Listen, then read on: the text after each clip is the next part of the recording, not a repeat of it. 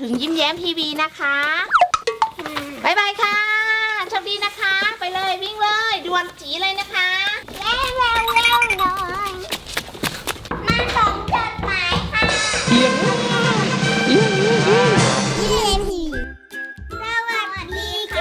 สวัสดีค่ะวันนี้นะแม่ปุ๋ยมีกิจกรรมสนุกๆมาให้หนูยิ้มหนูแย้มเล่นอีกแล้วนะ คืออะไรเอ่ยให้หนูยิ้มหนูแย้มเป็น messenger นะคะเป็นพนักงานส่งของนี่ส่งของนี่เลยนี่เรามีพัสดุให้วันนี้จะให้ส่งของอะไรเอ่ยด้วยเครื่องบินได้เลยค่ะ ของปลอมนะคะ เป็นของปลอม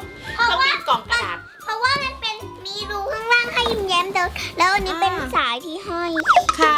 แต่เครื่องบินของเราดูสิแล้วจะบินยังไงอ่ะมีใบพัดเลย หมดเลย ใช่เราต้องประกอบนะ อันนี้เป็นปีกนะคะน้องๆ อันนี้คือปลีกนะครับ อันนี้คือหาง ใบพัด วิธีการประกอบแม่ปุ๋ยจะใช้ปืนกาวนะ ได้เลยค่ะขอบคุณค่ะ วิธีนี้นะครับ อุ๊ยมัน เด็ก ไหล ๆไม่สามารถทำเองได้นะครับเดี๋ยวคุณพ่อคุณ ไม่ แม่ รู้ ช่วย จะติ นะ ดหรือเปล่าอ่ะ มันร้อนตรงนั้นหนูยิ้มระวังมือถอยปล่อยเลยฮึบ กลางยังกึ่งกลาง กึ่ง ยัง กลางกึ่งกลางไหม กึ่งกลางหรือยัง อ่ะ อึ๊บ อืม เอาโอเคอันนี้ปิด ปิด ใบพั ท้า ด ย มัน บีบใบพัดท้าย แบบนี้นะ เด็กๆถอยหน่อยถอยกึ่งกลางยึด เองเลยนะ ยึดกึ่งกลางเลยยึดกึ่งกลางฮึบ อึ๊บ หนูยิ้มช่วยฮึบดันไว้ดันไว้จับให้อยู่ทรงได้อย่างนี้ละ ใครต่อไปมาติดเบรก ฮึบ ปิดเลย อ่า ชิ้นส่วนสุดท้ายแล้วนะคะอึ๊บอย่างนี้ค่ะ เรียบร้อยแล้วค่ะ แบบนี้นะคะ นี่ปีก อันนี้หางใบพัด หาง ปีก เป็นแบบนี้ค่ะ สีฟ้าติดใบพัดนะคะ แล้วมันมีเส้นยาวแบบนี้เลยนะคะ เป็นกาว อึ๊บสีฟ้าของใครเนี่ย ยาวมากเลย โอเค สีฟ้านะคะ เสร็จเรียบร้อยแล้วค่ะนี่เป็น เส แบ ร็ บ จ นี้ แล้ นะ ว อึ๊บโอ้ยติดโอเคหนูยิ้มเสริมลงไป โอเค ตอนนี้เครื่องบินของเราพร้อมแล้ว ยืนขึ้นเลยอ้าวโอ้โหเอาหมุนด้านข้างสิชนกันเครื่องบินชนกันนี่ เดี๋ยวพังนะเดี๋ยวพัง เดี๋ยวเนี้ยนะ แม่ปุ๋ยนะจะไปส่งพัสดุก่อนนะโอ้เพิ่งนึกขึ้นได้ ว่ามอเตอร์ไซค์พัง แล้วจะทำยังไงดีล่ะ เป็นหนูของจริง ใช้เครื่องบินใครนะ ของหนูค่ะจับขังหนูค่ะ เครื่องบินฟ้ากับเครื่องบินชมพูเหรอ แล้วจะไปส่งได้หรือเปล่า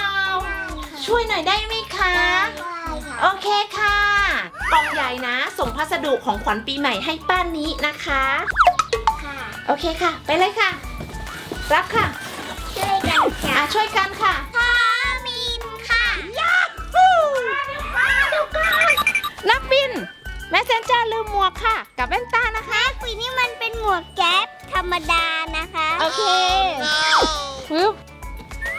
นี่ เอ้ยเท่อะ เท่อะ มันก็เท่ โอ้ไปได้เลย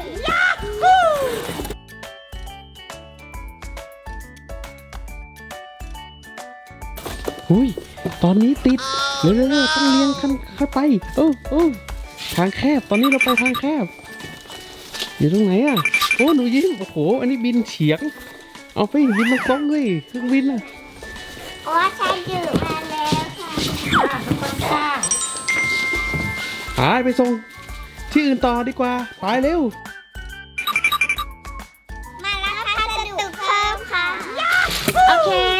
นี่ส่งถึงยิ้มแย้มทีวีนะคะบายบายค่ะโชคดีนะคะ ไปเลยวิ่งเลยด่วนจีเลยนะคะ อันนี้ยี่ห้องยิ้มแย้มใช่ไหมคะ ต้องยิ้มแย้มทีวีนะคะ มาส่งจดหมายค่ะ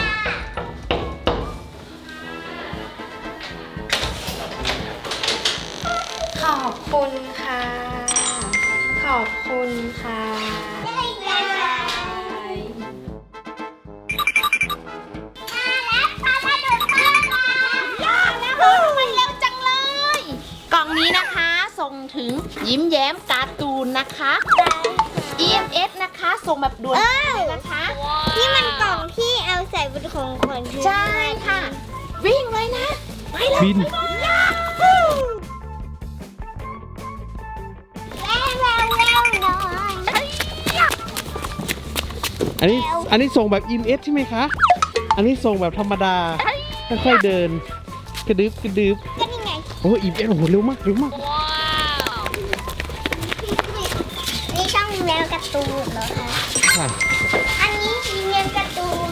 ที่พอมันถึงทางเครื่องบินออกการ ถึงแล้วถอดเครื่องบินออกเลย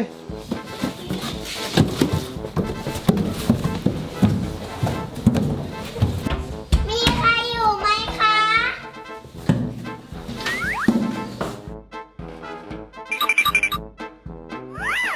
และส่งแฟนกระดูกค่ะ ยื่นให้เลย ค่ะขอบคุณค่ะ ถ้าตอนนี้เสร็จแล้วเครื่องบินพังเลย ตู้เครื่องบินพังเลยเหรอคะ ต้องทำยังไงอะคะทำไมพังอะปีกมันหักอะคะ ดูดิ ปีกงอหมาเลย ดูดิปีกใบนี้ ดูดิ ปีกใบนี้ดิ งอหมาเลย ไปเร็วๆเอาไปซ่อมกัน เร็วหนูยังกลับไปซ่อมโอ้โห บินได้ไหมเนี่ย ดูสิ บินแล้วมันจะล้มหรือเปล่า วาย นี่ไง ไหนดูสิวายปีกหัก ก็นี่ไง โอ้ดูดิปีกหักบินเซเลยเปล่า ไหนลองบินดูสิเอียงว้าเอียงเอียงเอียงโอ้เครื่องบินพังแล้ว นี่ไงบินได้อยู่ ไหน ปีกหักหมดแล้วเร็วกลับบ้าน นี่นะเด็กๆคนไหนนะอยากทำนะครับง่ายๆนะเรียนแบบหนูยิ้มแย้มก็ได้นะครับกล่องกระดาษใช้ประมาณสักกล่องหรือว่า2กล่องแค่นั้นเองก็ทำเป็นแบบนี้ได้แล้วนะครับ นี่ตัวนี้พนักงานพัสดุก็จะกลับบ้านแล้วครับพังหมดแล้วเครื่องบินพังแล้วครับปีกหักแล้วดูดิปีกหักไปหมดแล้ว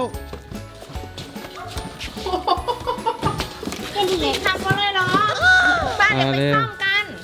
โอเค เดี๋ยวหนูยิ้มหนูแย้มขอตัวลาไปก่อนนะคะ บ๊ายบายค่ะ